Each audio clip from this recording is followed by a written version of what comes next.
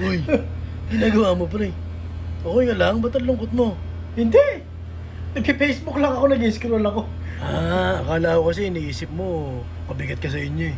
Kasi diba, mga kapatid mo graduate, kuya mo nasa abroad, ate mo summa cum laude. Kasi ikaw lang yata yung walang narating eh. Akala ko yun yung iniisip mo. Di ba yun yung iniisip mo? Ang lungkot mo kasi tignan eh. Di ba yun yung iniisip mo Hindi. kanina ba? Nag-Facebook lang ako, nag-relax lang. Di bale tol, okay lang yan. Ang lungkot mo kasi tignan eh, baka mamaya iniisip mo na, alam mo yun, nakatatlong asawa ka na, tapos iniiwan ka. Di ba na paulit-ulit yung nangyayari sa buhay mo? Tapos ang balita ko po, itong si Clara, may kinikita yata na lalaki dun sa mall. Di ba, yung asawa mo ngayon, si Clara, kinikita niya yung boss niya dun eh. Si Clara? May lalaki?